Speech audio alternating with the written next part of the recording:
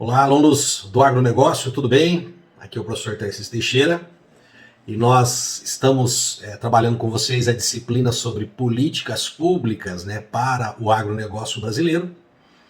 E a gente já fez a nossa primeira aula falando do que são as políticas públicas, quais os tipos, fazendo uma classificação, inclusive essa classificação foi desenvolvida a partir da aplicação dessas políticas públicas, como que elas são aplicadas, e também naquela questão de o recurso sai de quem para quem.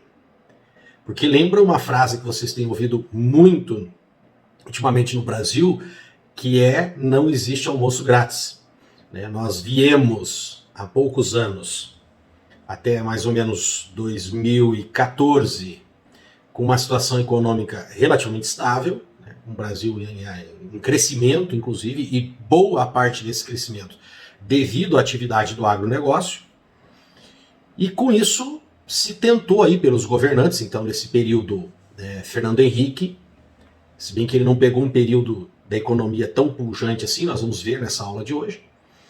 O Lula, que já desfrutou de um período assim de uma bonança econômica muito grande, e a Dilma, que pegou, vamos dizer, a queda da curva e o buraco mesmo da economia, no período do segundo governo dela, que foi interrompido por um processo de impeachment. E nesses governos, principalmente no governo Lula, houve muito aquela transferência de renda, aquela transferência de renda através desses programas sociais, o famoso Bolsa Família. Depois, no período da Dilma, também foi muito forte essa questão do financiamento da casa própria, mas especialmente o Bolsa Família.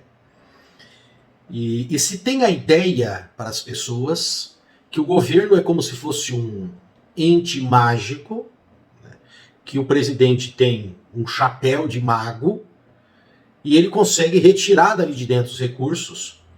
Aí a pessoa fala, alguns falam assim: o governo está nos dando. Ou pior ainda, o presidente Fernando Henrique, ou o presidente Lula, ou o presidente Dilma, ou o presidente Bolsonaro está nos dando. Não estão dando nada. Eles estão fazendo o quê? Aquela distribuição, inclusive uma política distributiva. E temos também políticas redistributivas, lembra? Que essa realmente é retirar uma parte de alguém específico de um grupo e alocar para outro. A gente discutiu aqui a questão das bolsas. E eu comentei com vocês que essa nossa segunda aula, depois a gente fazer essa introdução às políticas públicas, lembrando que eu também comentei com vocês um pouco de como que seria a vivência prática dentro de vocês, dentro de uma prefeitura, para aplicar, pesquisar, fazer todo o ciclo, investigar, escrever e tentar implementar uma política pública. Conversamos a nível municipal, que seria muito provavelmente o primeiro desafio, os primeiros desafios que vocês vão enfrentar, caso atuem prestando serviços para prefeituras ou até mesmo como concursado. Essa realidade vai existir a nível estadual, com valores muito maiores, com complexidade maior, e é lógico, também a nível nacional. Que aí nós vamos tratar com um pessoal já altamente especializado dentro dos ministérios, que envolve ali uma enormidade do aparelho estatal para desenvolver uma política pública como essa. E também, óbvio, recursos exorbitantes. E aí nessa segunda aula eu comentei com vocês que a gente ia retomar um assunto que nós já tratamos uma vez dele lá na aula de economia. Na aula de economia, lembra que eu fiz com vocês aquele processo histórico do desenvolvimento econômico. E eu tive que retomar um pouco lá no surgimento da economia, para vocês entenderem o que é o surgimento da moeda, como que se forma a moeda, qual que é a importância dela. Falo um pouquinho também para vocês sobre essa questão do comércio internacional, como ele é importante, como ele vem acompanhando a história da humanidade, desde o estudo dos grandes impérios e a tentativa de formação de grandes impérios, como nós tivemos aqui na Segunda Grande Guerra, com a Alemanha, tentando expandir o seu território por delimitar que precisava ter uma quantidade X de área para se desenvolver, aquele povo que seria o povo ariano. E isso pode ser suprido, gente, com o quê? Com esse comércio internacional. O país ele pode ser muito pequeno, desde que ele tenha algum produto ou alguns produtos para se relacionar com o comércio externo, com os outros países. E até a China, que ainda mantém essa questão expansionista, é óbvio, ela mantém, nós temos aí problemas, inclusive, da China com seus países vizinhos por questões expansionistas, mas a própria China está se adequando a essa nova realidade de tentar uma expansão, o quê? De influência política e econômica, e não só meramente territorial.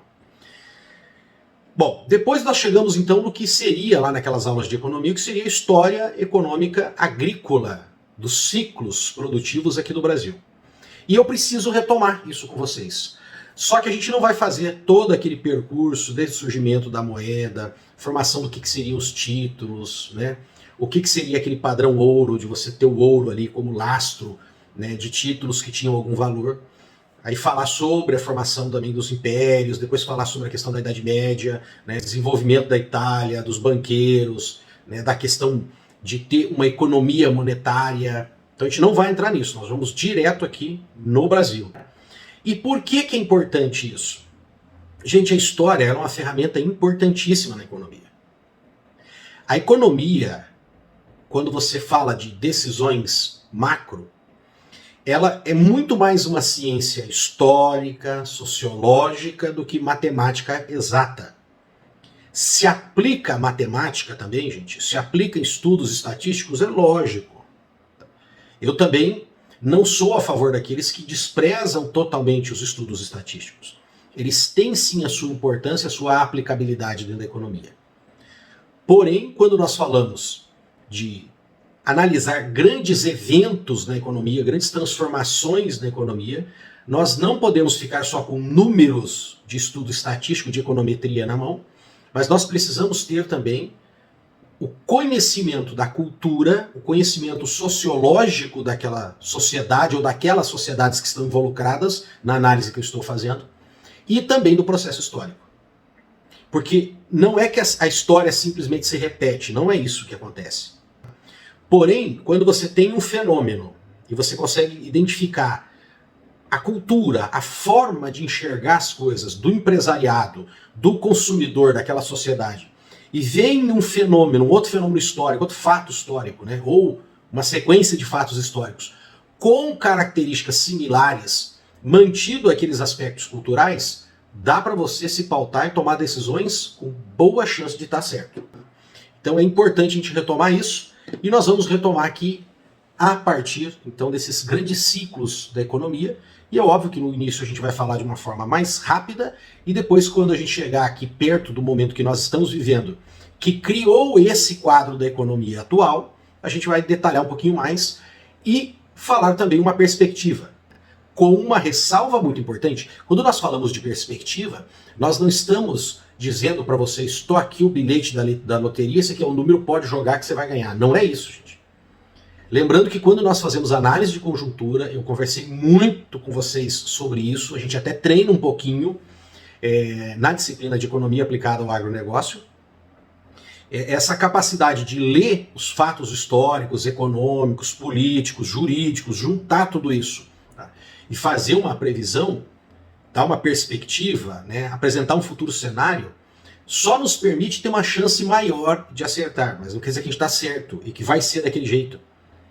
Tá? E você pode estar acertando boa parte e algumas coisas serem diferentes, porque lá do outro lado, o cenário que você está vendo lá não é um cenário de robozinho, não é um cenário de atores que ensaiaram e tá com o texto repetido na ponta da língua. Aí você fala, opa, eles vão falar isso. E você é o diretor. Não é isso. Lá tem ser humano desempenhando o seu papel na sociedade, na economia, na política, nas relações internacionais. E ele tá ali, gente, agindo também pelos impulsos pessoais dele, que são muitas vezes incontroláveis. Eu posso citar aqui alguns casos de atuação no cenário econômico que às vezes você não tem controle sobre aquilo. Vou dar alguns exemplos. A família do presidente atual e os seus filhos. Ora, os seus filhos muitas vezes levantam polêmicas e que criam situações constrangedoras e que os próprios analistas políticos dizem, nossa, mas isso aí tal, deixou até o próprio presidente numa saia justa, ele vai ter que criar uma situação para resolver isso aí, vai ter que fazer um esforço diplomático maior. Então é lógico que politicamente O presidente também se beneficia de ter um filho vereador numa grande cidade, numa grande capital, ter um filho deputado federal muito votado, ter um senador filho também muito votado. Lógico que ele se beneficia disso. Mas também quando os filhos prolatam essas ideias sobre as nossas relações internacionais, em especial, você pode ver que cria um certo atrito, né? Então nós estamos ali vendo uma pessoa que é o pai, que propiciou essa carreira política para os filhos, e ele não tem total controle sobre isso. Imagina, né, o que vai acontecer com outro deputado, com outro senador, que é de um outro estado, que você não tem nem amizade, você não conhece, então não tem como prever o que aquela pessoa exatamente vai pensar. E agora, mais recentemente, nós tivemos essa participação da vida política aí, né, que deixou ele sendo o que era um deputado ali de baixo clero, de pouca importância na política ali, né, entre os cardeais da política, os bispos da política, vamos dizer assim, que ele fosse um padre ou coroinha ali na política, né, do baixo clero, que é esse deputado de São Paulo, Daniel Silveira, se eu não me engano o nome dele, e com essa atitude ele criou todo um constrangimento para um governo que estava tentando finalmente entrar ali numa certa sintonia com os poderes. E aí, lógico, vem aqueles discursos, né? Não, o sujeito fez isso porque tem um plano, foi arquitetado pelo presidente, o presidente quer isso. Tantos críticos dão uma versão que o presidente arquitetou isso para fazer uma crítica ao presidente. Como também você tem os aliados dizendo que é arquitetado isso porque ele tem algum motivo para atingir o STF para alguma coisa das questões governamentais dele. Tá? Mas também existem aqueles que vão dizer assim, olha, o rapaz é incontrolável. É uma fera incontrolável. Ele chegou num ponto, foi falando, ninguém falava nada. Eu não acompanho, não assisto, eu nem assisti o vídeo propriamente dito, só pequenos trechos. Estou mais preocupado, né, com a questão do debate, se aquilo ali nós temos, né, preservado essa liberdade de expressão que todo mundo deve ter, e em particular a liberdade de expressar as suas ideias, os seus votos dos nossos parlamentares, principalmente do nosso Congresso Nacional. Eu estou mais preocupado com esse debate aí. Não acompanhei exatamente o que ele falou sobre os ministros, mas a gente percebe pelas notícias que ele foi falando um pouquinho, foi falando, cresceu a vontade de falar, e a hora que viu já estava num linguajar não muito adequado para essa relação entre um parlamentar e os ministros do STF. Então nós não temos muito essa questão de controle, tá, exato sobre o que vai acontecer. Porém, como eu estava dizendo antes, quando a gente tem essa leitura do cenário, nos permite prever algumas possibilidades, A, B, C ou D, e você consegue criar respostas para isso. Tudo bem? Então essa é a importância da gente estudar esses cenários históricos, que eles nos dão um parâmetro para decisões que nós vamos tomar aqui. Mesmo tendo daquele outro lado uma incógnita que ela é trêmula, ela é quântica, vamos dizer assim, né? Que você não sabe onde aquele elétron está, que é a mente de um ser humano. Vamos lá? Bom, para começar isso, tá, gente, esse capítulo aqui dessa aula, eu vou usar especialmente 2 livros. Formação Econômica do Brasil, do Celso Furtado, vou usar ele mais no começo, e depois eu vou usar um livro do Fernando Alcoforado. Fernando Alcoforado, inclusive, é um engenheiro, mas ele atua com vários livros, ele já é um senhor, ele escreve vários livros dessa questão do desenvolvimento do Brasil e do desenvolvimento econômico do Brasil. A profissão dele, em especial, ele atuou muito no setor energético, que ele é um engenheiro dessa área.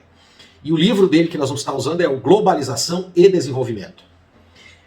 Talvez alguns, né, que conheçam esses livros, ou algum professor de história, ou algum professor de economia, ou do agronegócio, já vai ver eu citando esses 2 livros aí, vai falar assim, esse cara do Instituto Federal deve ser um comunista, deve ser um petista, usando 2 livros, né, com uma conotação esquerdista, né? Bom, na verdade eu particularmente percebo mais no Fernando Alcoforado, né, essa crítica do que no Celso Furtado. Percebo nele uma imparcialidade muito maior, e é óbvio, né, gente, que nem se compara a obra de Celso Furtado, por ser ela muito mais abrangente, e o Fernando não, né? O professor Fernando é uma pessoa que tem uma produção acadêmica razoável, mas ele foi muito tempo também um homem de campo, um homem de administração e de consultoria. Tá? Então, são trabalhos diferentes. Então, tem essa conotação? Sim, tem. Mas a qualidade da pesquisa deles, a didática dos livros, é muito bom para você entender o que está acontecendo ali. Então, se você tiver consciência dessa posição dele, você pode se utilizar do que você aprendeu e do que você visualiza da economia e falar, não, eu quero ver o que ele analisou, os dados que ele traz. Se ele fundamentou, ele pegou no historiador tal, ele pegou esse dado aqui no Ministério, ele pegou esse dado aqui de uma pesquisa numérica mesmo, né, do quanto exportou, de qual balança comercial. Então, quando ele traz o dado, esses dados são importantes. Aí é lógico, a opinião dele sobre os dados, você também tem que dar uma filtrada. Beleza? Então vamos lá. Começando aqui um pouquinho antes ainda, que é no Tratado de Tordesilhas. Você sabe que esse tratado, gente, dividiu, no período muito anterior, ao desenvolvimento propriamente da colonização brasileira, uma divisão entre, na época, duas grandes potências, que era Portugal e Espanha. Porque tem que tomar cuidado, gente, para não confundir isso. A potência Portugal não tem quase nada, ou muito pouco a ver, com o Portugal que estava tentando colonizar o Brasil, que já era um país em franca decadência, que esteve subalterno à coroa espanhola, depois sobre a pressão da França, sobre a pressão da Holanda e sobre a pressão também da Inglaterra, que protegeu Portugal, mas não protegeu porque era amiguinho, ou porque os ingleses achavam os portugueses muito simpáticos, ou porque o vinho era muito gostoso. Protegeu por interesses políticos no cenário mundial, de todas as colônias que Portugal tinha. Então, qual que foi a opção da Inglaterra? A Inglaterra percebe aquele país com aquele monte de colônia, fragilizado.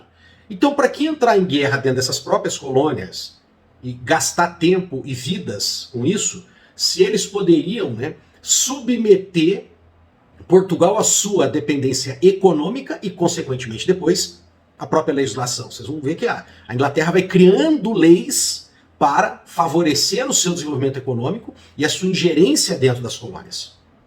Então, vamos ficar bem claro isso. Nessa divisão do Tratado de Tordesilhas, nós tínhamos uma Espanha e um Portugal bem diferente do que vai acontecer depois. E Portugal, inclusive, vai murchar bem antes da Espanha. A Espanha vai permanecer, vai ter todo aquele período de influência e domínio, inclusive, da coroa portuguesa. Tá bom? Bom, aí o que acontece? Com isso, quando você olha o mapa, tá, da América Latina, e lembrando que você tem que pegar lá do México, onde começa ali Cuba também, nessa região da América Central, quando começa ali a influência e a colonização espanhola, e aqui no sul, lá na Argentina. E esse centro aqui é onde estão as terras portuguesas. Então o que vai acontecer? Rapidamente, até por causa da entrada e por ser uma potência mais estruturada nesse período, com mais recursos, a Espanha investiu muito dinheiro nessas pesquisas e nessa entrada ao interior do continente, na procura do quê?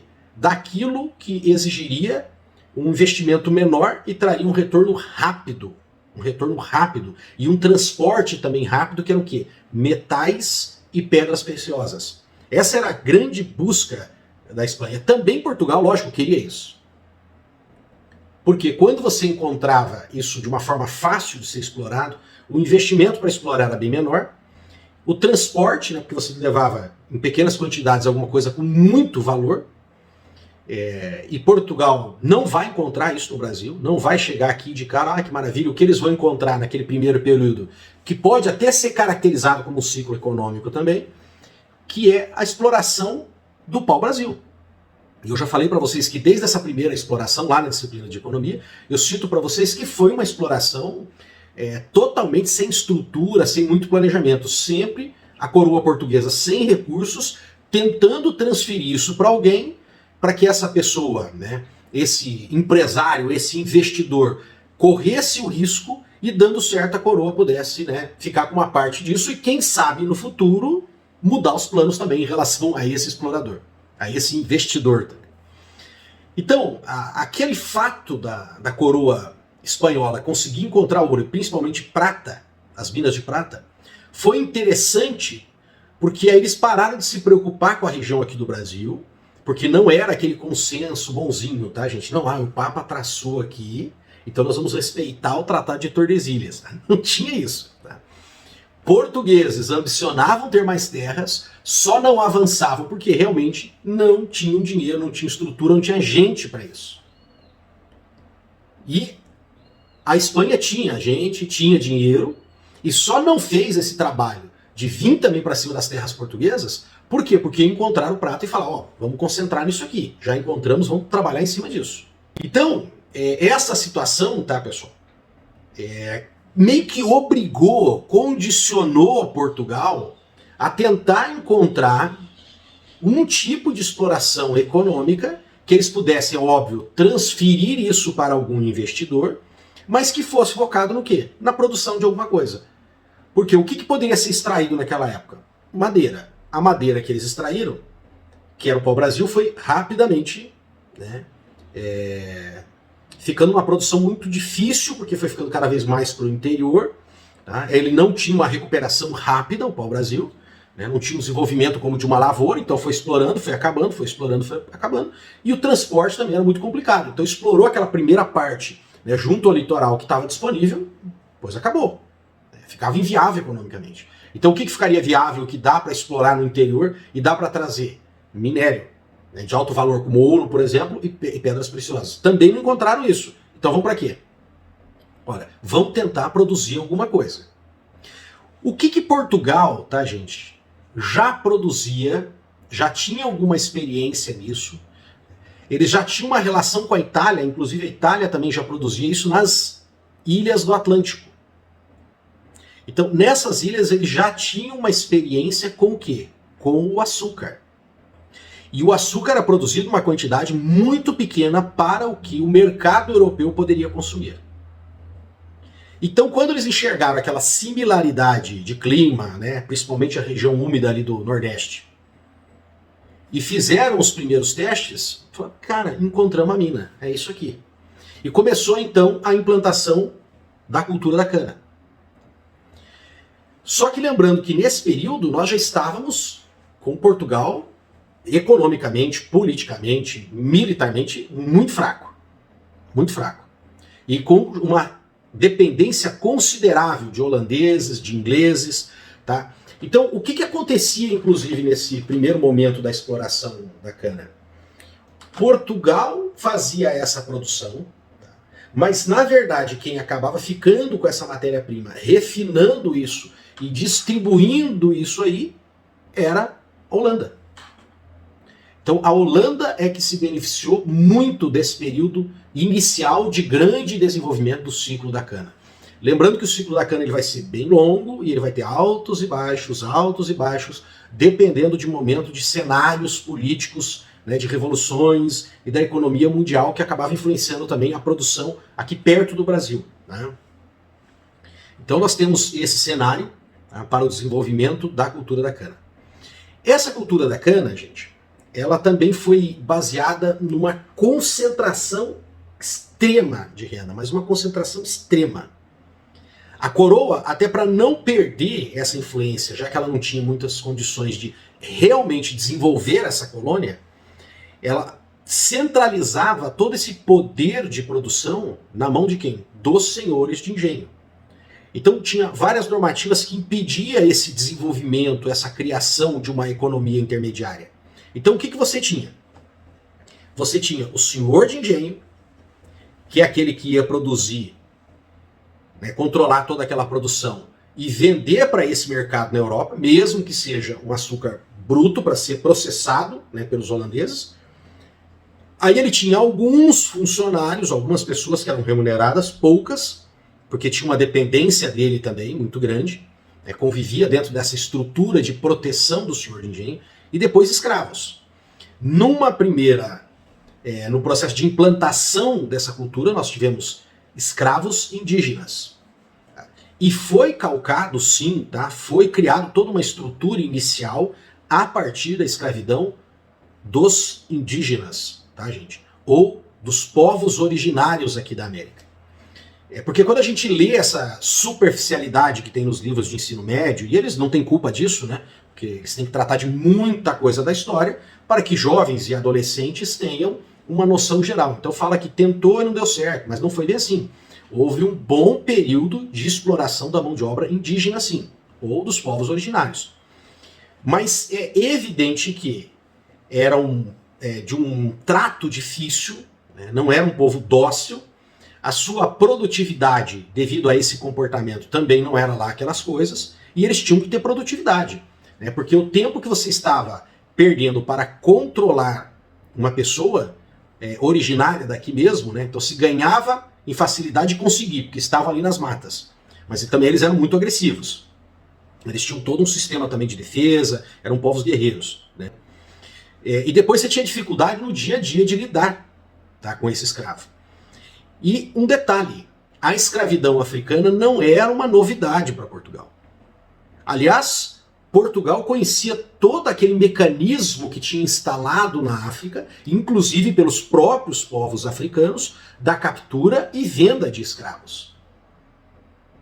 E com um comportamento de produção mais interessante, eles já tinham tido essa experiência, então eles compararam. E se comparavam como se comparava um animal. Ó, esse aqui, nós chegamos lá, a gente só compra porque o cara já fez todo o trabalho, então a gente compra, traz aqui e o rendimento de trabalho dele vai ser melhor. Consequência disso foi se fazendo essa substituição da mão de obra escrava de povos originários para mão de obra escrava africana. Com o tempo, gente, essa mão de obra africana foi conseguindo substituir a indígena. Tá? Nós tínhamos então regiões, né, como por exemplo aí no Nordeste, par da Bahia, com muita gente negra, o que caracteriza muito a Bahia hoje em dia. E você tem que lembrar que Portugal não tinha gente. Portugal não tinha. Por que Portugal não mandou português, né? Também, mais uma vez, se lê nos livros que Portugal enviava para cá, né, os seus criminosos, como uma espécie de compensação para os seus crimes, ao invés de cumprir isso numa prisão, né, no continente europeu, em Portugal. Porque, na verdade, não tinham pessoas. Não tinham. Olha só, Portugal não conseguia nem explorar Portugal mesmo, a própria região de Portugal, e boa parte da população estava envolvido ainda com o comércio onde? Nas Índias Orientais, que eles chamavam, né? Oriental e Índia Ocidental. E esse comércio lá já era um comércio consolidado, que tinha uma rentabilidade, conhecia-se muito bem esse comércio, já era feito há muito tempo. Portugal, é evidente, perdeu muito dessa importância, como eu falei para vocês, militar, comercial, política no mundo, mas ele mantinha esse comércio. E, consequentemente, não tinha motivo dele fazer isso. Todo mundo largado o que estava fazendo ali certo e seguro para vir se aventurar num continente que eles nem sabiam o que tinha. Então, para você transferir essa mão de obra para cá, ia ter um custo muito alto, porque você tem que oferecer alguma coisa para o cara aí. Por exemplo, para vocês entenderem, o que aconteceu, tá, com as Antilhas, né, que são aquele conjunto de ilhas que você tem ali próximo a Cuba. Quando você olha ali, você vai ter a América Central, Cuba e aquelas ilhas, onde está a Ilha de Barbados ali. Então, essas ilhas, quando elas foram ocupadas, você sabe, em parte ocupação francesa, em parte ocupação inglesa, na Inglaterra tinha uma situação totalmente contrária. A Inglaterra, na verdade, ela se utilizou ali basicamente dois mecanismos. Primeiro, já estava tendo um processo intenso de êxodo rural.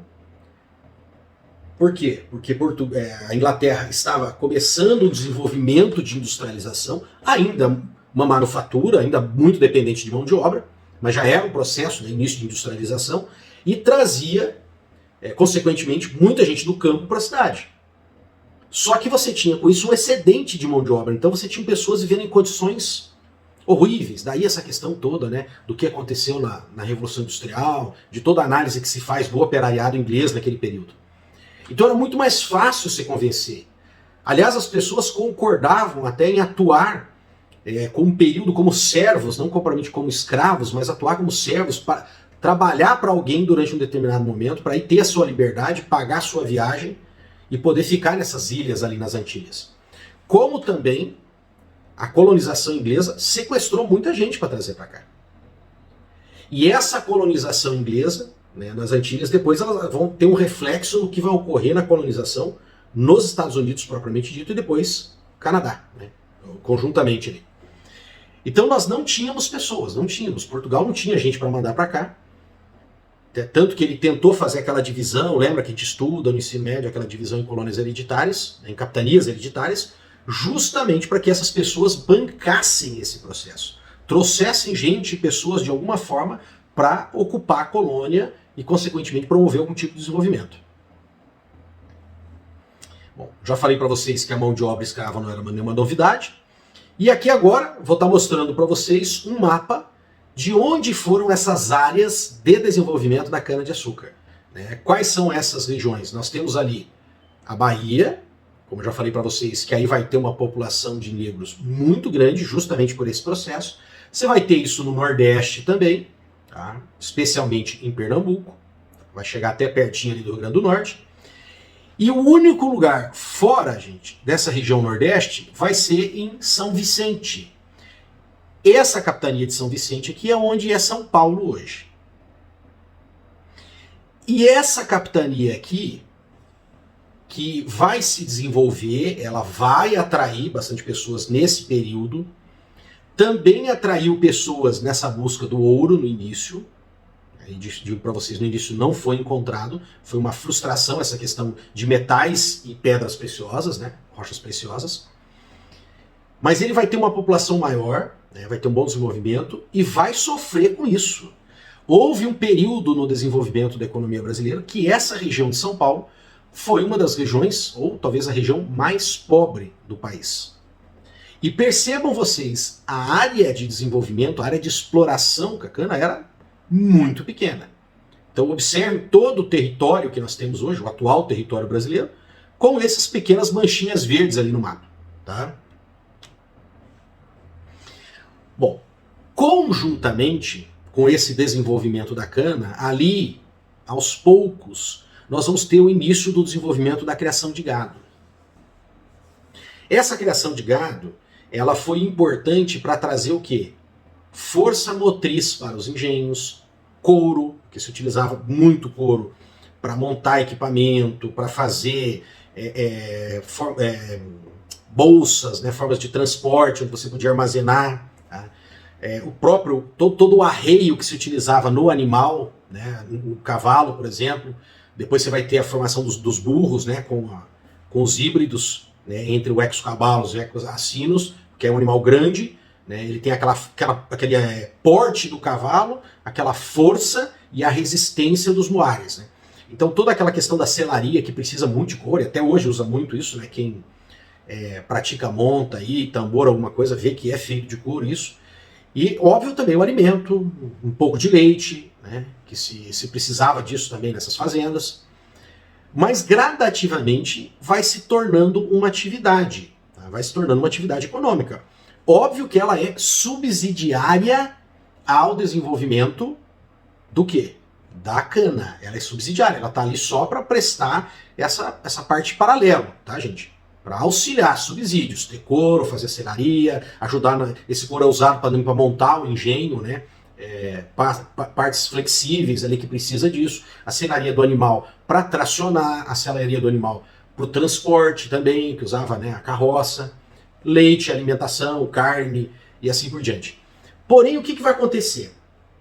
Lembra que eu falei para vocês que São Paulo ele acaba formando, primeiro porque ele tem uma busca por ouro num primeiro momento, não dá muito certo, mas ele tem ali a capitania de São Vicente, que tem uma exploração até relativamente bem sucedida, de cana-de-açúcar, e essas pessoas começam a ocupar parte do interior de São Paulo, um pouco mais, tá? Um pouco mais para o interior de São Paulo, onde eles se especializam em cultura de subsistência e criar esse gado.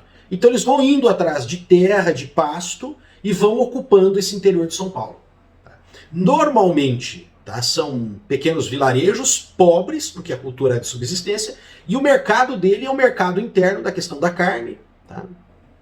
Leite e queijo, tá? O couro, criar algum animal de tração.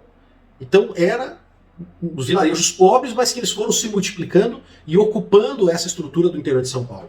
E isso vai se refletir positivamente depois, vocês já vão entender no outro período que nós vamos chegar. Tá? Bom, também, tá, outra palavrinha importante que tem nessa questão da ocupação de São Paulo é que essas pessoas que vão para lá, eles começam a ter uma autonomia maior. Porque o que eu falei para vocês, essa questão da exploração dos engenhos é extremamente concentrada. Quem mexia com o dinheiro era o senhor de engenho. E esses engenhos não eram muitos. Então ficava de uma forma absurda a concentração de renda. Porque aí nós tínhamos remunerados poucos, como eu falei para vocês, e com salários muito pequenos, era mais uma relação quase que servil com o senhor do engenho, e o resto era uma população escrava. E com muita dependência o quê? Da Inglaterra, que por sua vez tinha muita dependência de Portugal, que por sua vez tinha muita dependência da Inglaterra.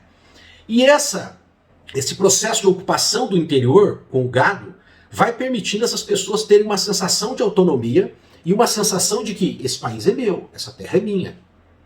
Ou eu pertenço a isso aqui, eu estou dentro de uma comunidade. E começa a criar um grupo de pessoas, por iletrados que fossem, ignorantes que fossem, que teria ali uma sensação de ter o seu próprio país. Né? Estou continuando. Convém aqui, tá, gente, comentar um fato interessante que vai acabar favorecendo o Brasil em determinado momento. Essas ilhas que eu comentei com vocês, que foram ocupadas, inclusive, pelos franceses e pelos ingleses, elas vão ter uma importância estratégica. Né? Os fatos históricos que vão ocorrer nessas ilhas vão refletir tanto no nosso desenvolvimento econômico, como acabam refletindo no futuro desenvolvimento dos Estados Unidos, que é o que é hoje. Tá? O que vai acontecer? Como eu falei para vocês, a Holanda ela tinha um baita de um interesse aqui no Brasil e na produção de açúcar. E isso se tornou uma coisa muito lucrativa. Só que a Holanda não queria ficar só nisso. Já que ela não encontrava em Portugal, né, um grande obstáculo militar, eles tentaram ocupar essa região do Nordeste. E aqui ficaram durante um bom tempo. Nesse período que estava aqui, apesar de serem expulsos, eles desenvolveram o quê? A técnica da produção do açúcar. Eles já conheciam o refino, mas não conheciam a etapa de cultivo e de processar no engenho mesmo e chegar naquele açúcar que eles adquiriam lá para refinar. Quando eles saíram daqui, para onde que eles foram? Justamente para essas ilhas. E esse desenvolvimento econômico atrapalhou os projetos de colonização que a Inglaterra tinha, inclusive, para essas ilhas. A Inglaterra montou um modelo de exploração com propriedades pequenas, que tivesse, né, uma economia interna e, consequentemente, fosse um modelo para atrair muitas pessoas e que tivesse uma vida própria. Lógico, com uma relação comercial que se mantém com a Inglaterra, mas tentaram montar um modelo onde ficasse ali o quê? Um ponto avançado de desenvolvimento de pessoas. Porque se eles conseguem formar ali uma base de uma sociedade desenvolvida, com estrutura, com escola, com muita gente, você tem também facilmente o desenvolvimento militar, com um apoio, evidentemente, da metrópole, e aí para você dominar toda aquela área, todo esse continente, ia ficar muito mais fácil. Só que esse projeto ele é um projeto que tem um custo alto, você tem que manter, você tem que investir. Eu falei que gente no começo não foi o problema, eles atraíram muitas pessoas para cá. Mas como eles se baseiam nisso numa economia incipiente, uma economia praticamente local dessas pequenas propriedades, ele nem se compara ao poder que tem a exploração que tinha a cana. Porque a cana começa a trabalhar com mão de obra intensiva, faz aporte de recursos, e eles foram gradativamente ocupando essas terras. Algumas por uma transação econômica, financeira, outras na base da pressão mesmo. Consequentemente, os holandeses entraram no cenário da produção da cana. O que vai acontecer, gente? Então, reflexos para o Brasil. Isso aqui vai ser a primeira grande, talvez a maior crise, né, que a nossa economia açucareira, né, da cana vai sofrer aqui. Que é, o produto vai cair pela metade do preço. Das técnicas de produção que foram desenvolvidas, da posição estratégica que estava, todo o custo de produção, a questão da Holanda processar e distribuir esse produto refinado na Europa, para eles essa condição de preço ficou de boa, ficou tranquilo. Continuou um negócio viável. O que foi acontecer no Brasil é que foi praticamente inviável. Inviável. E um detalhe interessante é que essas pessoas que vão sair daqui, dessas ilhas, da região das Antilhas ali, não acham interessante ter que voltar para a Inglaterra, para o Reino Unido. O que eles preferem? Começar a ocupação dos Estados Unidos. E essa ocupação dos Estados Unidos depois vai ter outros reflexos. Porque aí esse pessoal vai chegar lá, tá, com outro espírito, lembra que tem uma outra concepção religiosa e moral de mundo, e eles não estão vendo aquilo como lugar que essa droga de lugar, essa colônia que a gente veio explorar. Não, isso aqui agora tem que ser a nossa casa. Como também ingleses continuaram a sair da Inglaterra por questões até de perseguição religiosa e ocupar a América do Norte, a região norte da América, como casa, tá? Como futuro lar. Aquilo ali passa a ser o lugar onde eu vou viver mesmo, e vou crescer aqui, vou morrer aqui, e as minhas próximas gerações vão viver aqui, com essa liberdade que eu quero ter, que eu não tenho mais na Inglaterra. Então isso colabora muito para um grande surto de crescimento que vai ter ali nessa região. Tá? Muito bem. Vamos lá? Então, gente, a consequente baixa desses preços, né, no mercado internacional vai demonstrar toda essa fragilidade do sistema de colonização que a Inglaterra tinha armado para essa região das ilhas e, consequentemente, o crescimento econômico da produção de açúcar agora na mão de holandeses e essa migração que nós vamos ter para a América do Norte. Aí o que vai acontecer aqui no Brasil? Nós vamos ter essa crise com a queda dos preços e alguns produtores, lógico, vão sobreviver. Você sabe o que começa a acontecer quando tem queda de preço, né? Ou você sai daquilo, quando aqueles que percebem que a coisa está acontecendo e não querem dar continuidade no negócio, ele pode vender um negócio, se desfazer de um negócio e falar assim, vou investir em outra coisa. Mas nós estávamos falando de um mercado muito, muito, muito pequeno. Eu vou dar um exemplo que talvez você já tenha ouvido falar disso. Tá? Quando a gente vai lá para o Mato Grosso, você vê lá o pessoal fazendo venda de fazendas grandes, é um fenômeno comum. Tá? Hoje diminuiu bastante, porque a terra lá também valorizou, mas na década de 70, 80 você ouvia, né? O pessoal comprando terras, né? Fazendas enormes, e tudo tranquilo. Sem problema nenhum, até por causa do preço. Quando você vem aqui para o sul, para o Paraná, ocorre um fenômeno que é raro, mas tem, em alguns pontos aqui no Paraná tem. Algumas fazendas que são grandes, por exemplo, nós temos algumas fazendas em determinados municípios que eles têm 1.000 alqueires, alqueires eu estou falando, tá? 1.000, 1.200, 1.300, até 2.000 alqueires. E são municípios com uma área pequena. Então quando você olha aquilo, você vê que boa parte do município é a fazenda. É a área da fazenda. E mesmo que você considere, né, uma possível negociação, uma possível venda dessa fazenda, quando você observa a região ali, você vai falar, cara, são muito poucas pessoas que podem comprar isso aqui. Às vezes na região mesmo, naquelas cidadezinhas todas pequenas, com agricultores pequenos, ninguém vai comprar aquela fazenda. E como nós estamos falando aqui do Paraná, acaba sendo um valor enorme, né? Um valor por alqueire muito grande. Então você está falando de uma fortuna.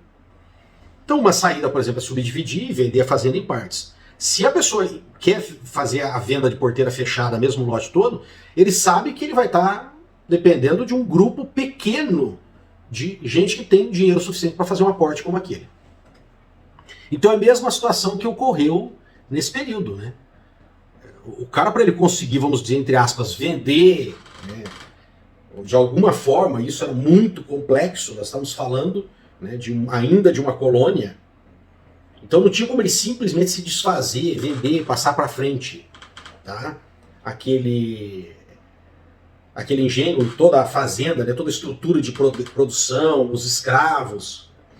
Então, o que acontece? Alguns vão simplesmente à falência, até a sua área é absorvida para o outro, e aí com a escala, tá, acaba ganhando. Acaba conseguindo sobreviver com esse ganho em escala nessa produção, então, maior ainda. Então, não é que essa queda no preço simplesmente acabou com a cultura, né, açucareira aqui no país. Não acabou. Mas ficou em condições cada vez piores. E como chegou nessa crise, né, e eu falei para vocês que já estava tendo uma expansão pelo interior, lembrando da questão do gado, tá lembrando disso? E ocorreu também, é óbvio, né, o encontro de alguns pontos né, em São Paulo, em Minas Gerais e no Mato Grosso, de ouro. Então, quando eles fizeram aquela primeira busca, a gente fala, mas diz que não encontrou ouro. É que eles fizeram a busca onde? Na região do litoral. Do litoral, gente. Entrar mesmo para o interior do país, isso é um processo complexo, tem custo, mas ele foi ocorrendo gradativamente, inclusive por essas pessoas foram montando esses vilarejos nessa economia muito pequena, mas subsidiária à exploração da cana-de-açúcar, especialmente o gado. Então o gado acabou tendo essa função. E eles encontraram ouro. E aí virou uma questão de sobrevivência para Portugal. Portugal percebeu, falou assim, gente, o que está acontecendo? O preço do açúcar caiu pela metade, como é que nós vamos fazer? E Portugal quebradaço. Então, hoje, óbvio, como já tinham alguns dados, Portugal estimulou muito mais ainda essa busca. E já tinha alguém que encontrou aqui, encontrou ali, né? E um dado interessante, que tipo, né, de ambiente que foi encontrado esse ouro? Não era aquelas explorações que tinham que ser feitas em Minas, que era o ouro de aluvião. Era o ouro que se acumula onde? Nas margens dos rios, naqueles bancos arenosos. E isso é uma exploração muito fácil, muito rápida, requer mão de obra manual mesmo, uma estrutura muito simples. E permitiu então esse ciclo, que foi o ciclo do ouro. Lembrando que a cultura do açúcar não acabou, gente. Isso vai conviver. O que nós vamos ter uma diminuição da importância, vai perder poder, inclusive esses senhores de engenho, como eu falei, alguns, né, vai ficar impraticável pela área, pelos custos, mas outros vão continuar. E o ouro começa a se tornar, então, o carro-chefe da exploração da colônia. E por que esse ouro começa a ser importante para Portugal? Por que ele vai estimular isso e cada vez pressionar mais a colônia por mais ouro? Depois vão vir todos aqueles movimentos que vão ter em Minas, tá tentando essa liberdade. Porque a dependência da Inglaterra nesse cenário, com o desenvolvimento, tá, gente, da Holanda e da França, se tornou absoluta. E a Inglaterra não foi boazinha, eu já falei para vocês, eles foram fazendo tratados comerciais onde a dependência, tá, de Portugal vai se tornando cada vez maior. E nesse aspecto, a Inglaterra achando fantástico, porque ele estava começando a desenvolver o quê? A sua economia. E uma dessas explorações era a produção de tecido. E esse tecido, então, seria vendido para Portugal e também para suas colônias. E a ingerência da Inglaterra nas colônias aumentava cada vez mais. Então hoje se fala, né, que muito do ouro que tem na Inglaterra e das riquezas da Inglaterra saiu aqui do Brasil, né? Sim, saiu.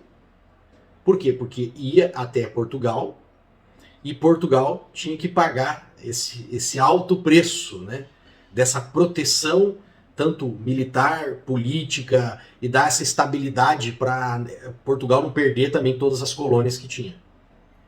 Então esse ouro saía daqui, passava por Portugal e ia pagar as contas lá na Inglaterra. E com isso nós tivemos mais ainda um avanço para o interior, como eu falei para vocês, que vai chegar então até ali em Mato Grosso. Vou mostrar para vocês aqui o mapinha. Ó, esse desenho aqui, que eu estou mostrando agora, mostra para vocês que nós vamos ter a região ali de Piratininga, né, que é de onde saíam, né, muitas dessas expedições. Serra da Mantiqueira, ali em Minas Gerais, até onde foi isso. Goiás, e foram até Cuiabá, tá? Mas também além de Cuiabá, tá? A gente chegou lá perto do Pantanal, essa exploração. Qual que foi um dos problemas aqui com esse tipo de ouro? É que o ouro de aluvião ele vai se formando, ele vai se formando, ele vai se formando, mas ele é um veio pequeno. É uma quantidade muito limitada. Quando eu estive em Cuiabá, que eu conheci pessoas que são descendentes, né, dos cuiabanos antigos, de pessoas que foram para lá, dos escravos que foram levados para explorar ouro e depois começavam a se tornar livres porque também o ambiente ele era muito difícil de ter controle, ou porque eles participavam mais ativamente da economia com o ouro, né, da atividade de exploração do ouro, conseguiam dinheiro e inclusive podiam comprar a própria liberdade. Então lá você vai ter uma mescla muito interessante, porque aí mesclou muito com o índio, né? Então, quando você encontra o cuiabano propriamente dito, né, ele tem toda uma característica peculiar dessa mistura do indígena com o negro, tá? Que é, óbvio, hoje uma porção muito pequena, né, em toda a população que tem no Mato Grosso, porque muita gente do sul foi para lá. Então você vai encontrar algumas regiões da cidade onde você tem ali o cuiabano propriamente dito, que é essa mescla, como eu falei, e parece muito aquelas ruas da Bahia, bastante mesmo. Muita gente que você percebe, né, um tom de miscigenação, mas muito mais para o negro. Dependendo da cidade que você chegar no Mato Grosso, você pensa que está no Rio Grande do Sul. Pessoas com pele muito clara, olhos azuis, cabelos loiros, porque essa migração que teve, como eu já expliquei na disciplina de economia para vocês, no final da década de 70. Tá? Mas vamos lá, vamos retornar aqui. Dá uma olhadinha no mapa. Enquanto, tá, gente, se desenvolvia essa economia do ouro, aconteceu um fenômeno interessante aqui no Brasil. Como eu falei para vocês, nós tínhamos uma pirâmide, né, com a economia açucareira, que é uma pirâmide com um bico muito, muito, muito fino, muito estreito. Nós tínhamos algumas centenas de pessoas no Brasil que detinham praticamente todos os recursos econômicos da exploração da cana-de-açúcar. O restante eram empregados, muito poucos, escravos, escravos, escravos. Com a exploração do ouro, abre-se um leque para surgir várias camadas intermediárias. Então várias pessoas podem começar a fazer essa exploração, tirar o ouro, vender, né? Então isso vai fragmentando. Começamos a dizer assim, usar o paralelo, aí começa a surgir uma classe média, né, entre aspas, entende? Então não fica mais aquela coisa extremamente concentrada na mão de algumas centenas de pessoas mesmo, que é isso que acontecia na cultura açucareira, no seu primeiro ciclo. E como eu comentei, os próprios negros começam a mudar muito, porque eles começam a ser gestores, tá? Eles começam a ser gestores da exploração do ouro, para que não tenha problema. Eles começam a ser remunerados por isso, pelo seu conhecimento, pela sua capacidade de fazer a coisa funcionar, inclusive administrar os outros negros, os outros escravos. Eles eram remunerados para isso e gostavam dessa proposta porque ele rapidamente acumulava e poderia comprar a sua liberdade. É evidente que também nós estamos falando de um grupo enorme e que nem esses negros saíram. Bom, então eu vou começar a ganhar dinheiro aqui com ouro e vou sair comprando liberdade de outros negros. Também isso não acontecia. Tá? Por quê? Porque esses negros, tá, e boa parte deles também nascidos já no Brasil, eles absorviam a cultura da escravidão. Eles absorviam a cultura e viam como um processo normal ali no seu dia a dia. Mas o Brasil teve na exploração econômica do ouro uma possibilidade de criar novos segmentos com uma distribuição de renda. Quando você gera isso, você gera o quê? Uma demanda. Então nós vamos criando, óbvio, uma população muito pequena ainda, mas nós vamos criando uma demanda por consumos internos. Então vai aumentar a produção de alimentos, aumenta mais ainda essa produção do ouro, do gado, aliás, né, mais carne. Há um bom desenvolvimento no Rio Grande do Sul para trazer essa carne até aqui. E também, tá, gente, de animais de tração. E em paralelo a tudo isso, tá, em Minas Gerais, Rio de Janeiro, interior de Minas Gerais e um pouquinho em São Paulo, um pouquinho mesmo, o pessoal começa a plantar, tá, gente, uns pezinhos de umas plantinhas que fica no portezinho assim de um arbusto, aí dá umas florzinhas no ramo, ali forma uns grãozinhos, esses grãozinhos secam, e o pessoal descobriu há muito tempo atrás que se você torrar esses grãozinhos aí, moer e passar água quente, faz uma bebida deliciosa. Tô falando do quê? Do café. Então, o que acontecia? No caso da cana, eu já falei para vocês que foi uma coisa já meio premeditada, né? Eles conheciam a cultura da cana das ilhas, tá? Eles conheciam de outros locais. Quando eles chegaram aqui e observaram aquele clima, principalmente no Nordeste, ali na Bahia, no Recôncavo Baiano, eles falaram, cara, isso aqui vai dar certo, vai produzir cana aqui. O café foi aquela coisa, vamos trazer, vamos plantar, se der certo a gente tem um cafezinho aqui, né? E deu muito certo. Muito certo. Mas inicialmente como uma cultura para atender as casas.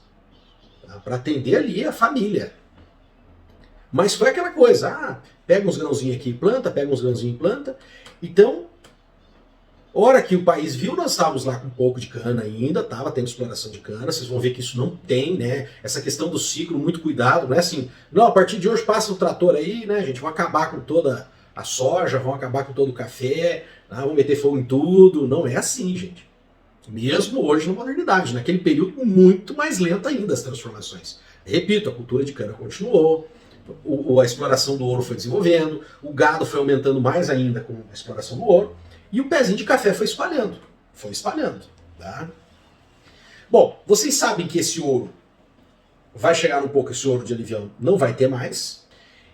E novamente a coroa portuguesa começa a olhar e fala, poxa, precisa dar um jeito nisso aí, precisa ter uma exploração. E uma exploração que eles já estavam verificando que estava dando certo é o café. Então, nesse período, o café começa a crescer um pouquinho mais. E o Brasil também começa a sofrer fortemente essa influência, tá, da Inglaterra, gente, pressão dos tratados e tal. E o café começa a se transformar, então, nessa possibilidade de exploração. Nesse inteirinho, nós vamos ter a transferência da coroa de Portugal para o Brasil, tá, gente? Início ali do século XIX, que vai dar uma arranjada na casa, vamos dizer assim. Vai dar uma arranjada na casa. Então, nesse período que nós vamos ter aqui, né, o período de império, que nós vamos ter com a coroa portuguesa, propriamente dita, depois com um príncipe regente, depois independência, essa independência com o príncipe de Portugal, então na verdade a influência política e os comandos estratégicos continuavam a vir da coroa de Portugal, tá? Você sabe que isso nunca mudou, né? Foi só um grito de independência entre aspas, né? Nós não tivemos aqui, por mais que falem muito bem do segundo imperador, o elogiem como estrategista, né? Uma pessoa que pensava realmente no bem do país, mas sempre ficou aquela sensação de que não se tinha, né, um império brasileiro propriamente dito. E que também vai crescer muito os interesses dos empresários locais. E esse sim queria um total desligamento, né, dessa influência da coroa. Mas vamos lá, vamos continuar. Então nós vamos ter essa transferência da coroa para cá, já começa a dar uma organizada na casa, e o café começa a aumentar. Nós vamos chegar ali no final do século XIX, gente, em 1888, e vai ocorrer então uma pressão enorme da Inglaterra, tá? Enorme da Inglaterra, por questões econômicas, óbvio que o pano de fundo são questões econômicas, mas a bandeira principal, o quadro que está na frente, ou vamos dizer a moldura, né, está ali, não a paisagem que está desenhada lá no fundo, que são questões econômicas, é essa questão moral de nós estarmos ali terminando o século XIX e ainda a gente tem escravidão no Brasil. Essa pressão aumenta bastante, também nós temos bastante movimentos abolicionistas no Brasil, não é só por causa da pressão, né, na Inglaterra, e nós temos, então, a declaração do quê? Temos a assinatura do quê? Lei Áurea, e acaba a escravidão. Só que agora eu vou voltar um pouquinho com vocês, para vocês entenderem um fenômeno que já tinha começado, mas que aí ele vai explodir, vai crescer muito com o quê? A abolição da escravatura. Então vamos lá, vou voltar um pouquinho aqui. Como eu falei para vocês, teve todo esse crescimento econômico, primeiro da cana, tentaram a mão de obra do povo originário aqui, ou o índio, como nós conhecemos. Academicamente hoje se prefere mais a expressão povo originário. Não deu muito certo, né? Tinha um custo muito alto para isso. Portugal já conhecia a escravidão dos africanos, então começa a importar essa mão de obra. Vai crescer muito ali em São Paulo, na Bahia e parte do Nordeste, como eu mostrei para vocês. Depois, com a saída, tá, dos holandeses daqui, eles vão aproveitar todo o know-how adquirido, vão desenvolver a produção de açúcar nas ilhas, nas Antilhas, e vão fazer o preço do produto cair muito, metade do preço do mercado, vai prejudicar muito. Nesse inteirinho, já se tinha conhecimento mais por interior, tá? A partir daí do interior de São Paulo, vai para Goiás, Mato Grosso e Minas Gerais, de ouro de aluvião, e que tem um surto de crescimento ali em relação ao ouro, e promove uma migração dessa mão de obra de escravos para a exploração do ouro. Como eu falei para vocês, isso já propicia uma diversificação econômica, forma outras faixas econômicas ali. Começa a se espalhar o café. Tá? Esse ouro vai entrar em crise, o café também se apresenta como opção econômica e boa parte também dessa mão de obra ali em São Paulo, Rio de Janeiro, São Paulo, essa mão de obra escrava, vai para o café também. Só que já tinha sérios problemas, né? Porque Portugal não conseguia mais fazer a renovação ou aumento do contingente de mão de obra escrava, fazendo, né, esse tráfico de negros da África. Então ele não conseguia mais aumentar nem suprir a demanda de negros aqui. E o café crescendo, a sua importância econômica crescendo, mas necessitando de muita mão de obra. E enquanto isso, na Europa, países entrando em crise, em especial uma região da Itália. Então, eles providenciaram essa substituição, inicialmente, na verdade, era uma complementação da mão de obra escrava, e começaram a trazer os italianos. Depois, tá, gente, de 1888, o que aconteceu? Não se tinha uma política propriamente dita para os ex-escravos. Não foi feito um plano para isso. E muitos deles simplesmente dispersaram. E você tem de convir comigo que não é uma relação muito simples, né? Imagine você tem 30 anos, por exemplo, você ficou lá num lugar horrível, sendo explorado, se vestindo com trapos, se alimentando de restos, ou seja lá como que você fosse alimentado. Não é uma relação muito tranquila, não, agora ele vai ser o meu patrão. É óbvio, qual que é o pensamento que você ia ter? Que você ia continuar no regime de escravidão. Então, esses negros, eles saem em grande quantidade do sistema produtivo. Nas cidades, lembrando, quem conhece um pouco de história de escravidão, lógico, os historiadores e os professores de história conhecem isso muito mais do que eu, e já devem ter comentado com vocês, mas os negros, inclusive, com o crescimento das cidades, como Rio de Janeiro e São Paulo, especialmente no Rio de Janeiro, eles já tinham sido urbanizados como escravos. E muitas vezes não prestavam nenhum trabalho específico para o seu senhor. Faziam trabalhos fora e parte desse dinheiro ia para essa família que era dona dos escravos. Então era natural que ocorresse essa dispersão, tá, desses negros. E enquanto isso vai sendo vão favorecendo essa imigração de italianos para suprir essa demanda de mão de obra no café. E muitos dos nossos familiares, inclusive dos meus, vão chegar onde? Em São Paulo. E se você tem os seus avós, né, que alguns ainda têm os avós vivos aí nessa faixa de, vamos colocar em 90, tem gente até com 100 anos aí, né? Você pode olhar onde que ele chegou? São Paulo. Quais cidades eles se instalaram? Interior de São Paulo. E esse crescimento do café em São Paulo, inclusive, foi a posteriori, tá, gente? O maior crescimento, inclusive, foi primeiro no Rio de Janeiro, depois São Paulo, aí ele vai para o interior de Minas, o café. E aí nessa transição, pessoal, tá? Nessa transição, ali bem perto, né? Abolição da escravatura, declaração da independência, tá? Da República, aliás, proclamação da República, nós vamos ter um crescimento gigantesco da economia do café. Porque os Estados Unidos se tornou um país economicamente muito forte nesse período e esse crescimento deles em população, em economia, acaba tendo uma demanda enorme de café. E é no período que as empresas americanas estão bombando, estão crescendo. É bem nesse intervalo que nós estamos falando ali, ó. 1890 para frente, os Estados Unidos vai crescer muito, vai chegar a 1900, 1910, 1920. Nesse período de 1920, os Estados Unidos cresce muito mesmo, e quer café, e quer café. E aí o Brasil entra nessa com tudo. E, inclusive, é um período que vai acontecer um fato interessante. Tá? Vai entrar, tá, gente, na presidência o Getúlio Vargas. O Getúlio Vargas.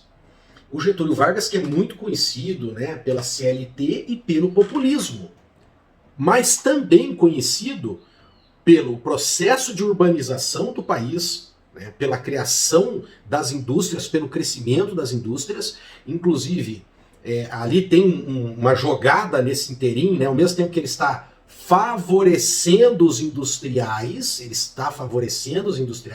ele cria regras que dão proteção ao trabalho para que tenha uma facilidade maior, uma estabilidade maior também para essas empresas crescerem. Então a gente também tem que abandonar aquela ideia que quando você tem um político ali, o cara fala, não, o cara fez isso só pelo povo. Né? Não tem como fazer isso só pelo povo, gente. Se você faz isso só pelo povo, também você destrói até a economia. Na verdade, o cara que está ali como presidente e quer fazer a coisa crescer, ele tem que dar um jeito de fazer para todo mundo, empresários e trabalhadores. E ainda com os próprios interesses privados dele, que vocês sabem que tem, mas não vamos entrar nessa seara aqui agora. Então, ocorreu esse crescimento nesse processo de urbanização com Getúlio. Tá? Nós vamos ter parte desse dinheiro gerado pelo café investido no processo de urbanização e de industrialização, e inclusive empresários da cafeicultura que se capitalizavam com isso também queriam investir num processo de industrialização. Só que o que vai acontecer? Crise de 29. O que vai acontecer com o nosso pobre cafezinho? Nós vamos ter uma queda gigantesca de valores. Tanto que, para tentar manter isso, o que o governo brasileiro vai fazer? Ele vai comprar café e queimar o café. Vai queimar o café. Aí nós vamos passar, tá, gente, por um período com aquela política de café com leite, lembra daquela alternância entre políticos de São Paulo e Minas Gerais? Nós vamos chegar num período que nós vamos ter a ditadura de Getúlio Vargas, estão lembrados disso? Getúlio Vargas. Depois nós temos uma transição, né, para um período mais democrático, depois Getúlio Vargas é eleito de novo. Tá? Getúlio Vargas comete o suicídio, depois nós vamos ter... Deixa eu só passar aqui para chegar, porque eu já estou lá na frente, tá? Dos meus próprios slides. Eu vou mostrar para vocês agora um quadrinho dessa sequência dos presidentes para ir comentando com vocês mais ou menos o que ocorreu, tá, com o setor do agronegócio nesse inteirinho, tá bom? Vamos lá. Bom, o que nos interessa aqui é nesse período de 1930. Como eu falei para vocês, a gente está saindo do ano que teve a recessão nos Estados Unidos, a grande quebra da bolsa, consequentemente cai todo esse consumo do café, que nós exportávamos muito, nós tínhamos um produto principal que movia a economia brasileira e praticamente um grande cliente, né? Lógico, tinha Europa, mas o grande cliente se tornou os Estados Unidos. Acontece que essa queda dos Estados Unidos também acaba refletindo na Europa. Então nos Estados Unidos cai muito consumo e acaba diminuindo também na Europa. E o governo fica comprando café para queimar, para tentar manter o preço aqui. Então o que vai acontecer de interessante aqui? Tá? Então nós vamos ter no golpe, tá, gente, que é dado no governo do Washington Luiz e impede que Júlio Prestes assuma o governo. Tá? Aí nós temos uma junta militar provisória e quem vai assumir durante 15 anos, tá, 15 anos, é Getúlio Vargas. E nesse período que eu falei para vocês, que Getúlio Vargas dá esse impulso desenvolvimentista, tá, o impulso desenvolvimentista para a economia brasileira.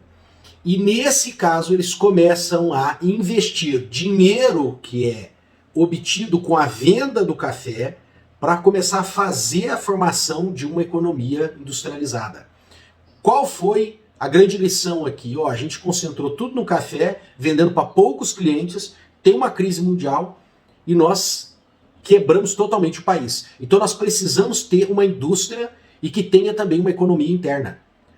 Em momentos como esse, que há grandes confusões na economia mundial, que a nossa economia seja preservada. Essa era a ideia. Depois nós vamos ter o governo de Eurico Gaspar Dutra, novamente aí com a eleição de Getúlio Vargas, que comete suicídio, a Café Filho substitui, mas agora nós vamos aqui para frente, tá? Estou de olho aqui num outro presidente que vai assumir, tá, pessoal, em 1956. Tá? Lembrando que Getúlio vai cometer o suicídio em agosto de 54 e JK vai assumir em 56. O que tem de importante o JK, gente, o Juscelino Kubitschek? É que ele também vai apostar nessa política desenvolvimentista e ele vai criar um grande plano ambicioso para isso, inclusive a criação de Brasília. Só que, para ter recursos para esse grande crescimento econômico, o que acontece? Dívida externa, empréstimos, e muitos empréstimos. E olha o que vai acontecer em seguida. Nós vamos ter o governo, tá, gente, de Jânio Quadros e João Goulart. Acontece que esses dois aqui vão ter sérios problemas por terem uma opção, né, um discurso muito mais de esquerda. E João Goulart, que era o vice, que assumiu no lugar de Jânio Quadros, também não consegue terminar o seu governo, tá, gente? Então João Goulart também não consegue terminar o seu governo e nós vamos para o golpe militar. O golpe militar que vai ocorrer no ano de 64. E mais uma vez nós vamos ter uma economia aqui calcada nesse desenvolvimentismo e empréstimos no exterior.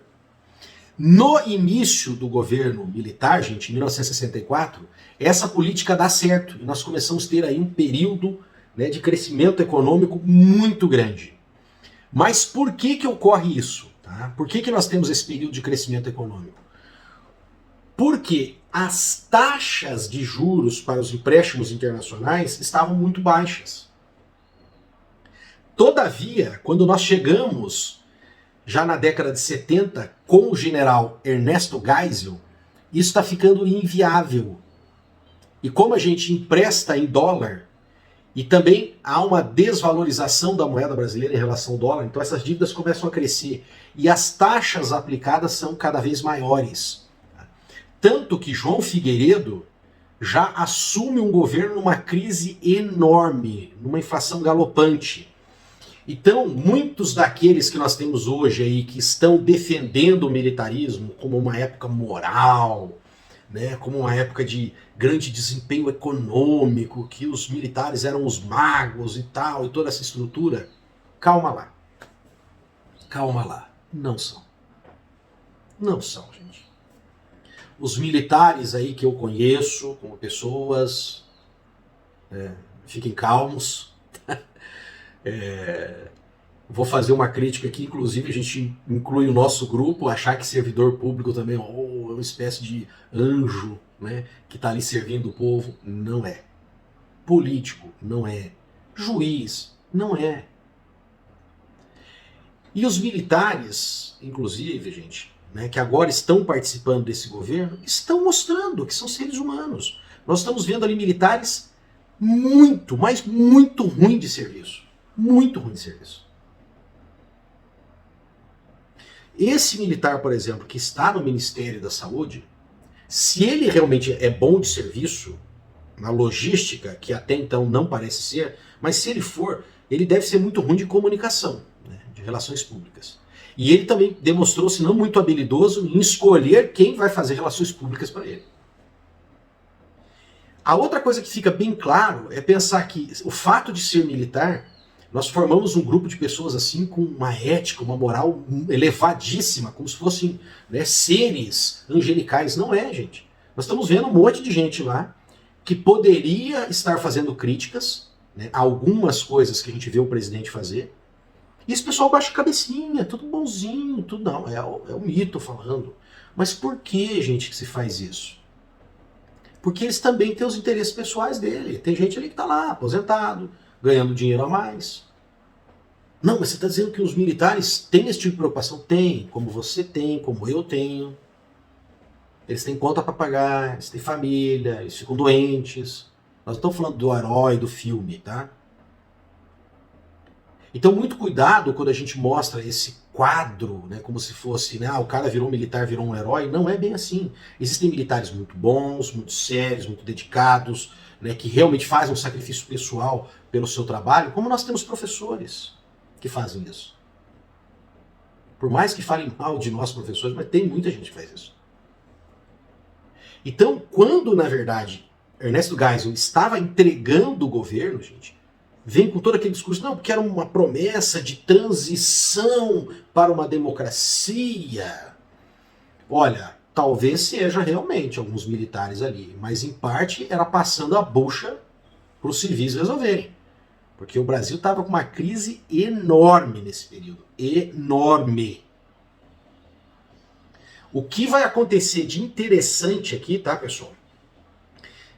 Num ano antes do Ernesto Geisel assumir a presidência, o que vai ter de interessante aqui agora, voltando nosso foco para o agronegócio, é que nós vamos ter a troca, né, na China. Vai estar saindo Mao Tse Tung, na verdade morrendo, né, largou do poder morto, e vai estar assumindo Deng Xiaoping. Mas o que tem de importante que tem a ver com o nosso agronegócio? Já vamos ver. O Deng Xiaoping, pessoal, é aquele cara que vai abrir a economia. Eles vão manter um sistema ditatorial, um comunismo, mas eles vão abrir a economia, inclusive para o capital externo. Porque a China não decidiu ficar rica do dia para a noite e ficou rica na década de 70. Ela abriu a China e falou, olha, nós aqui vamos facilitar o desenvolvimento econômico de vocês, a gente está querendo investir em portos, em educação, então vocês tragam o capital de vocês aqui, que nós temos gente para consumir, nós temos gente para trabalhar, mão de obra barata. Aqui é uma ditadura, então é fácil, você não tem que ficar passando por vários órgãos governamentais para ter uma licença. Você vai sentar com o pessoal do partido aqui, no outro dia você pode começar a fazer a tua indústria ali. E realmente isso agilizou demais. E por um preço muito barato. E a China começou a crescer. E a China tinha vários capítulos ali, vários tópicos desse plano de desenvolvimento. Uma coisa que a China sabia que ela não conseguiria suprir era a produção de alimentos. Mas como que o chinês comia? Porque a maioria dos chineses estava no campo. Quando eu quero fazer todo esse processo de industrialização, eu tenho que fazer o processo de urbanização, como Getúlio Vargas começou a fazer no Brasil, que cria aquele êxodo rural, de você trazer pessoas do campo, começou ali na década de 30 e intensificou um monte depois. Vai formar essas grandes capitais que foram formadas o quê? No começo da década de 70, onde inclusive são criadas as primeiras regiões metropolitanas pelo governo militar. Copiando esse modelo, inclusive, dos americanos, de criar esses grandes centros urbanos, né, de cidades conurbadas e tal, aí a criação das regiões metropolitanas, que então era decidido pelo governo federal. Depois, com a Constituição de 88, passou a ser decidido pelos próprios estados. Então, o que vai acontecer aqui? Lá no crescimento da China, eles vão precisar de um lugar que produza a comida. E qual é um local que teria muita facilidade de expandir isso? Brasil. E o governo militar, gente, nesse aspecto, sim, ele no início, no início dessa exploração, né, desse crescimento da nossa fronteira agrícola, realmente o governo militar favoreceu isso, tá? Mas foi só no começo, né, que é justamente na década de 80 quando começa essa ocupação do Cerrado, que vai ter esse boom, essa explosão da produção de soja. E aí nós vamos crescer muito nesse período, muito, né? Só que não vai ser um crescimento, tá, gente? Muito grande, porque nós vamos ter vários problemas aqui no Brasil para suplantar. Nós estamos saindo de um processo inflacionário gigantesco. Tá? E não pense que isso é culpa, tá? Só do Sarney, só do Collor. O Collor, aliás, se você for olhar economicamente, o cara até tomou umas atitudes legais, até interessantes, que talvez tivesse continuado no governo, poderíamos até ter tido um Brasil melhor. Sabe-se lá, né? Ou se a corrupção também ia crescer muito e ficar pior ainda. Porque hoje também nós temos alguns indícios do que o atual senador Fernando Collor de Mello talvez tenha envolvimento com corrupção. E talvez na presidência ele teria expandido muito mais isso, como Lula e Dilma expandiram no governo do PT. Sabe-se lá. Mas o que nós vamos perceber é que nós vamos ter um processo inflacionário gigante. E esse pessoal não consegue crescer. O interior está crescendo, mas ainda não é aquele consumo enorme que vai ocorrer na China. Então nós vamos começar ali, especialmente na metade da década de 80, que é aquele monte de gente indo para lá, mas ainda estruturando o Mato Grosso. Não tinha estrada, não tinha luz, não tinha nada naquele lugar. E a China começando esse processo de industrialização. Então o PIB do crescimento brasileiro era muito pequeno. Tá? Tanto que vocês estão vendo aqui a taxa de crescimento do PIB, ó, é justamente ali naquele período da década de 20 até a década de 80, que nós vamos ter um crescimento razoável. Naquele período que eu falei para vocês da industrialização promovida, iniciada por Getúlio, o desenvolvimentismo de JK, os militares, tá, continuam com esse processo de desenvolvimentismo, aumenta muito, inclusive, a dívida externa. Você vai ver que década de 70, 80, até 85 nós vamos ter um bom crescimento. Só que os militares já perceberam que o barco estava vazando e eles pularam fora. É quando eles entregam, então, esse governo e o país com esses problemas de inflação, economia, dívida externa começando a crescer, entregam para os civis. E você vai ver que o crescimento do PIB vai ser cada vez menor. Uma coisa importante, tá, pessoal, é vocês observarem aqui, ó, o que está acontecendo no Brasil na década de 80, o crescimento da indústria, né, aliás, a diminuição da importância da indústria em relação aos serviços. Por quê? Porque nós vamos gradativamente aumentar as nossas exportações de commodities. Então a gente vai até não ter uma agricultura que cresceu muito, né? Na verdade a sua participação da agricultura em percentuais até diminui, mas da indústria vai diminuir sensivelmente, porque nós vamos exportar commodities e começamos a concentrar nossa economia no setor de serviços. Mas o que eu gostaria de mostrar mais para vocês, mais importante, é isso aqui, ó. Isso aqui, esses dois gráficos. Observe, tá? Esse gráfico aqui é o PIB per capita em países desenvolvidos, tá, gente? Em 1999. Tá? Tem uma seleção de alguns países aqui. Então isso aqui é o PIB per capita. Qual o maior PIB per capita em 1999? Japão. Japão. Lembre-se que, inclusive, alguns anos antes, tá? Antes do ano 2000 aqui, no ano 2000 já estava começando a diminuir isso, mas na década final da década de 80, metade da década de 80 também, até o ano 2000 aqui ainda tinha, era aquela febre de gente saindo aqui, né, das grandes colônias japonesas, Maringá, Londrina, e voltando para o Japão para trabalhar, porque foi um surto de crescimento na economia. Tá? O segundo, Estados Unidos, terceiro, Alemanha, Inglaterra, e dá uma olhadinha quem está aqui embaixo, ó, com o PIB per capita bem pequenininho, gente. Bem pequenininho, atrás de todo mundo aqui, Argentina, México, Chile, a China. Porque a China ainda não tinha adquirido essa importância econômica que ela tem. Hoje, se você olhar, o PIB per capita da China, ainda tem muita pobreza na China? Tem, mas o PIB per capita foi melhorando gradativamente. Você vai pegar o PIB gigantesco e dividir pelo número de chineses, é lógico que ele cresceu. Outro gráfico interessante é esse aqui, ó. O PIB, o ranking do PIB mundial em 1999. Quais são os maiores? Dá uma olhadinha aqui nos maiores, ó. Estados Unidos, Japão, Alemanha, Inglaterra, França, Itália e depois a China. Gente, compara hoje, ó, em 1999, o que era o PIB da China com o PIB dos Estados Unidos. E hoje você sabe que nós estamos tendo essa previsão de que o PIB da China vai superar o PIB dos Estados Unidos. E é baseado nessa transformação absurda, impressionante que teve na China, que vai crescer o nosso agronegócio agora. E nós estamos chegando nos nossos dias. Como eu falei para vocês, relembrando, lá no finalzinho da década de 70, sai Mao Tse-tung, entra Deng Xiaoping, abre economia, vários setores, portos, educação, indústria, porém precisava de comida. Aí começa um plano mundial de produzir comida para abastecer toda aquela população que vai ser urbanizada na China. Um dos lugares, o Brasil. E começa essa produção e o avanço da fronteira agrícola na região centro-oeste na década de 80. Até a década de 90 isso ainda não foi muito impactante, tá? Tanto que o governo do Fernando Henrique não se destaca assim como um governo, aquela economia, né? O grande destaque dele foi conseguir recursos externos pela privatização e porque com o Plano Real ele conseguiu frear a inflação. Quem vai ter esse surto de crescimento gigantesco é justamente no governo Lula. Porque o Lula vai pegar todo esse cenário, né?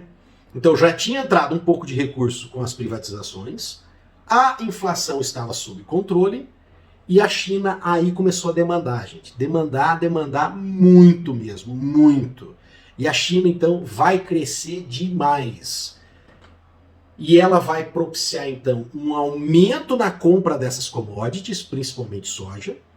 E mais, além de comprar mais, ela vai fazer subir o preço, porque é uma demanda tão grande que o aumento de área e de produtividade que o Brasil vai tendo em soja não consegue ainda suprir isso. E, consequentemente, tem um aumento de preço. Então, o que foi acontecendo com as políticas públicas nesse período? Tá? No período, tá, vou até deixar a cana para lá, vamos pensar aqui no café. No período do café ali, gente, que nós já estávamos numa república, nós tivemos toda aquela questão da política de proteção permanente do café. Uma burrada que se demonstrou muito claro quando teve a crise de 29. Aí começou aquele processo de drenar recursos da agricultura para industrializar e urbanizar. Também de uma forma desequilibrada. Depois nós tivemos essa grande oportunidade de desenvolver, né, a agricultura e arrecadar muito dinheiro de fora, e poderíamos ter feito a economia brasileira desenvolver em outros setores, inclusive na indústria, porque a gente deixou a indústria cair muito. Porque o que o governo do PT fez? Com essa entrada de recursos, eles aumentaram bastante o gasto público, aumentou muito o gasto público no governo do Lula. Só que todo mundo ficava quieto, porque todo o agronegócio gerando esse dinheiro, auxílios sociais, querendo ou não, quando a gente fala que está aumentando o gasto do setor público, também está aumentando a prestação de serviço. Ué, o local que eu trabalho é fruto disso. Ué. Como é que eu consegui trabalhar numa instituição federal aqui no interior do Paraná?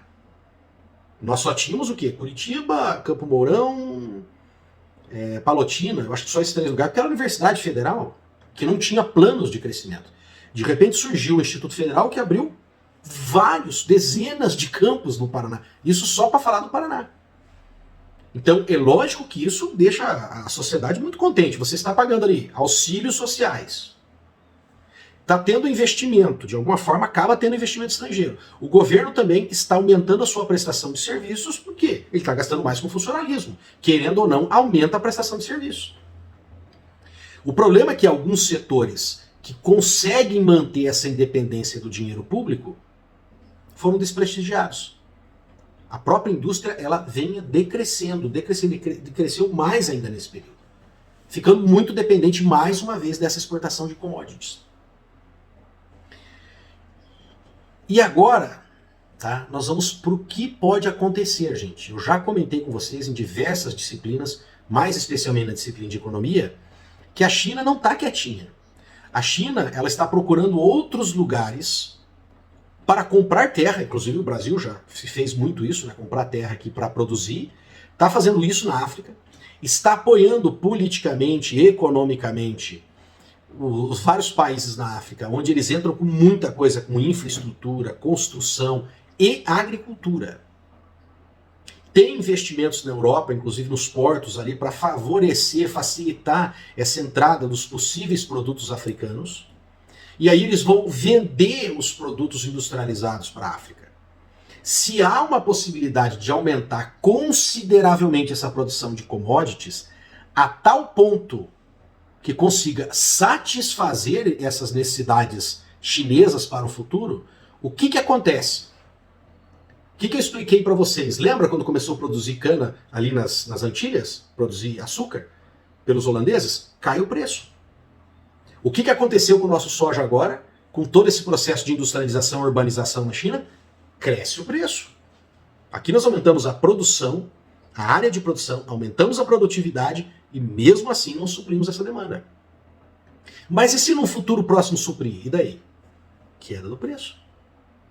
E lembrando que apesar de todo esse dinheiro, esses valores bilionários que funcionam nesse ciclo de commodities, tem que tomar cuidado porque a rentabilidade, o lucro líquido que sobra por saca de soja produzida é cada vez menor.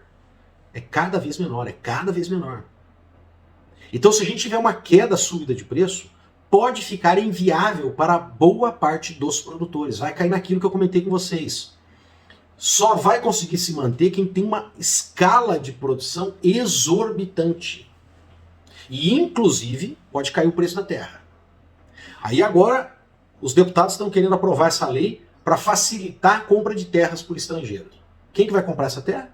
Ué, se o que você produz nela já não está dando muito lucro, aquele fator de produção que é a terra, cai o preço. Quem compra isso? China. Então, agora nós temos que começar a se preocupar estrategicamente o que o Estado brasileiro vai fazer, quais políticas serão adotadas, pensando sim a médio prazo, para proteger o agronegócio brasileiro. Os mega, super, ultras fazendeiros aí talvez não. Vão se manter nesse mercado, mas você, agricultor, ser humano, mero mortal, sim, pode ser atingido. E nós não estamos falando de um problema que o seu neto vai descascar. Nós estamos falando de um problema que ele pode ocorrer nos próximos 15, 20 anos, e talvez você esteja vivo, administrando ali sua propriedade e enfrentando uma crise como essa. Então está na hora já da gente começar a olhar para isso e levar essa discussão. E qual que é a importância do profissional do agronegócio, do gestor do agronegócio? Porque é ele que vai fazer essa discussão na comunidade. É ele que vai fazer essa discussão dentro da cooperativa, desde as pequenas até as gigantescas. Digo, isso é análise de conjuntura. O que eu fiz até agora era ler a história, observar os fatos. Agora não. A história está para acontecer. Então eu estou certo no que eu estou falando? Não. São perspectivas que podem estar ocorrendo. Que talvez alguém falava lá na crise do café, alguém falava, olha, nós estamos fazendo isso, nós temos uma política pública para o café, isso. Será que não seria interessante a gente fazer isso? Outras alternativas. Quando começa o endividamento no Brasil, tá? Principalmente ali com o JK, permanece esse endividamento no governo militar. Será que alguém não falou, olha, será que não é melhor cuidar? Vamos cuidar da dívida externa, vamos ver quanto do PIB que a gente está devendo. E se der uma mudança aí na taxa de juros, que foi o que aconteceu, né, cobradas internacionalmente pelo sistema financeiro internacional. Então, alguém tem que ficar olhando e pensando que o pior pode acontecer. Isso faz parte. Fechar os olhos e falar assim, ai que maravilha, estamos vendendo soja, vendendo soja, vendendo soja, vendendo soja. E se isso não der certo no futuro, a gente faz o quê? Não adianta só produzir soja para comer aqui. Tá? Então nós temos que ter outras formas de girar a nossa economia. Tudo bem? Agora, essa aula, tá, a gente fazendo esse resgate histórico, a gente, óbvio, mira, né, aponta os nossos olhos, a nossa análise, para uma conjuntura histórico, político, econômica, mais a nível nacional. Depois, quando nós formos falar sobre aquelas etapas da criação de uma política pública, aí nós vamos nos deter mais em qual seria a atuação nesse momento para o município.